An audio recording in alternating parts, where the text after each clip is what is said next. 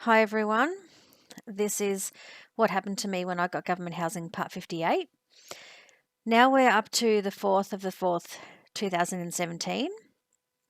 And I just wanted to say that by this stage, I think I had reverted into dreamland because I found my reality so hard to cope with. In some way, I suspected that I wasn't going to get compensation and that no one would help me, but I maintained the facade that I would be okay and that my court hearing would result in compensation.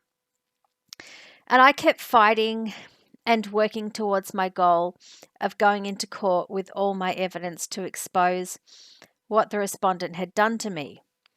I believed that a court hearing was a safe place and a place where my evidence would be heard and taken seriously. For some reason, I rang someone at the court to talk to them about my application for compensation. I don't know why I did this, and because I'm just going off my diary entries from back then, I don't remember what motivated me to ring them. But the person that I spoke to told me that I could send in further claims on top of the ones that I had already submitted.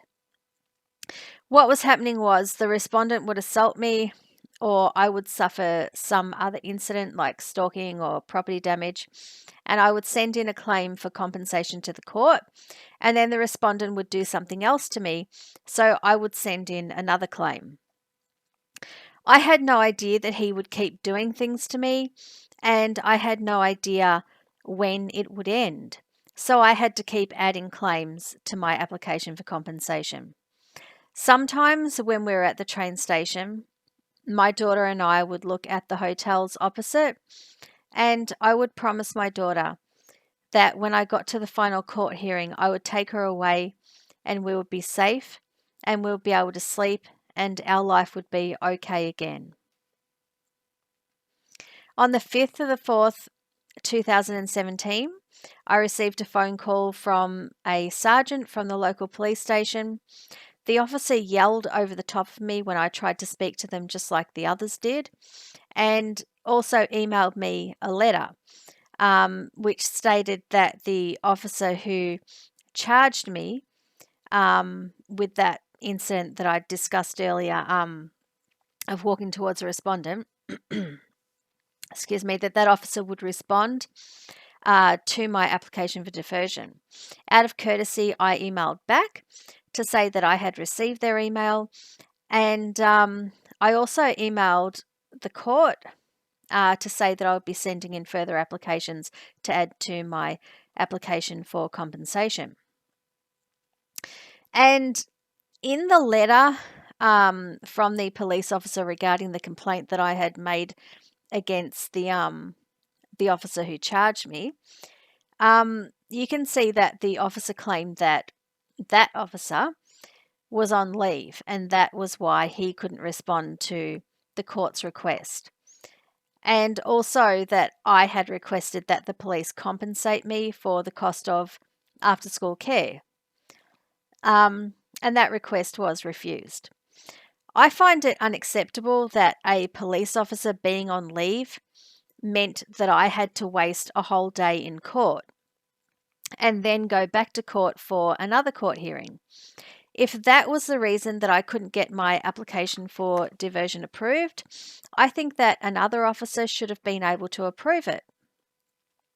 I think it's completely unfair that a single parent should have to waste 2 whole days of their life plus pay the expenses involved in the wasted time because a police officer was on leave.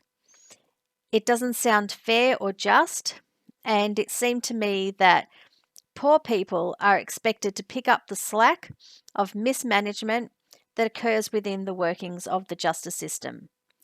This comes back to the idea that if people are guilty, you can just dump anything on them.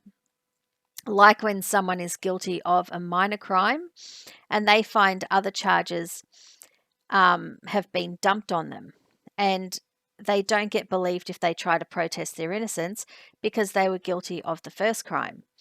I'm not saying that that is what is specifically what is happening here, but I do believe that the same attitude was at work here.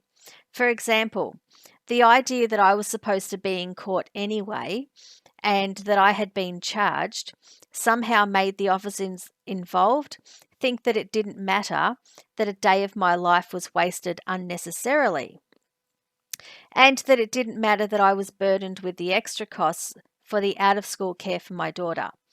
The people working in the justice system knew that I was just a pensioner and a single mum, but they seemed to be completely insensitive to the costs that I was lumbered with.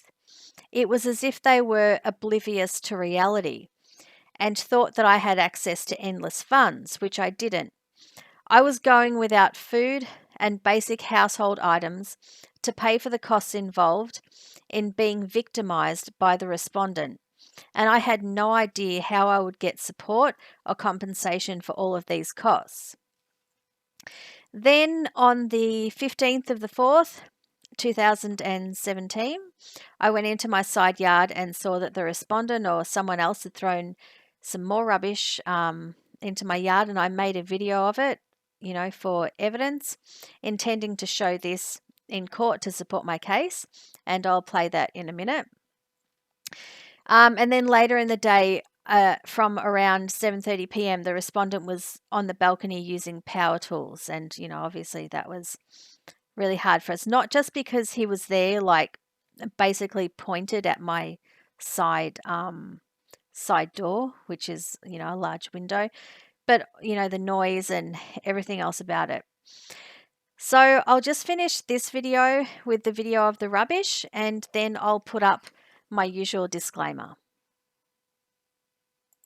This is a video of the rubbish outside as is today's date.